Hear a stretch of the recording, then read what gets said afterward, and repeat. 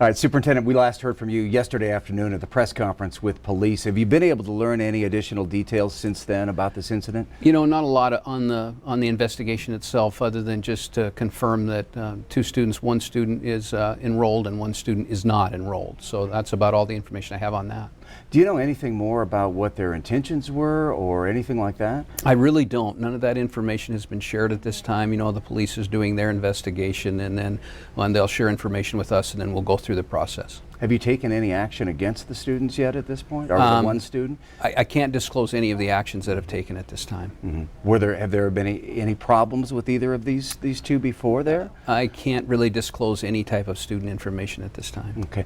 As far as the response and everything by police, by the school system, I know you've probably gone over things. What were you most pleased about? You know, the way that everybody conducted themselves, the training that's gone in place for our student staff and the parents were outstanding.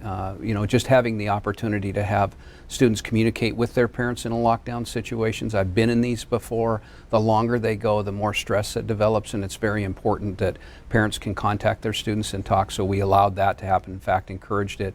We worked to update the students and the teachers and administration in the building as issues were being dealt with, so everyone knew what was going on. The police, I can't say enough about the police and the police presence. When the call went out from the police department for support, they were awesome. In fact, I visited with one of the counselors today, and the counselor said this is probably the safest place in Billings to be, and they felt very comfortable. I did check with our counselors at if we had students that we saw. There were just a couple that were working through some of the issues, and we'll continue to support them.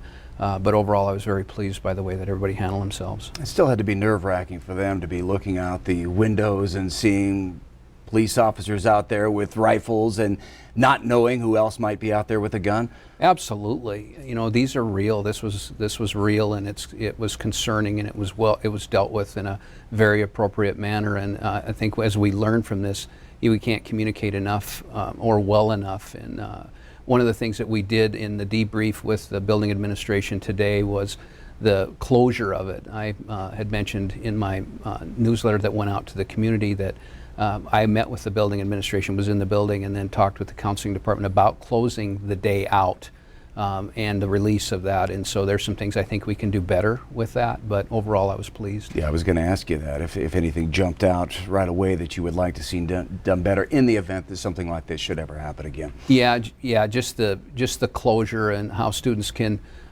check out, you know, with their parents, because we wanted to make sure that all students were accounted for in case there were any additional issues, because stress and anxiety rises significantly when you're in that situation. So we just, the safety of everyone was utmost importance. It's been a long time since I've been in senior high, but I guess one of the teachers thought one of these men had come into the school at some point. Can someone just come in, or do you have to have a card there? Or what kind of security measures are in place for that? There are 5 entrances that have card exits to them, so you have to have a card to be able to get in. Other than that, they are all locked. So that's a good thing. All of our schools have that across the district, and it's proven to be effective as far as deterring or stopping someone from coming just directly in. Okay. Anything else that I didn't ask you about that you feel like is important to mention about this? You know, I compliment all parties. I mean, this is a community issue. It's a national issue. I really appreciate the media and their support of handling the information factually and as quickly as possible. As I stated earlier yesterday, we want to communicate that, you know, as quickly as possible. The communication that we have and the relationship that we have with Billings Police Department, Chief St. John and I were immediately on the phone together all the way through the entire process. The work that the Billings Police Department has done with our schools as far as the mapping, Mark Wall, our safety director, has done an absolutely fantastic job of making sure that the police know the layouts of the building so they're not going in and guessing. It was very well done. No one was hurt. Very concerning, very serious.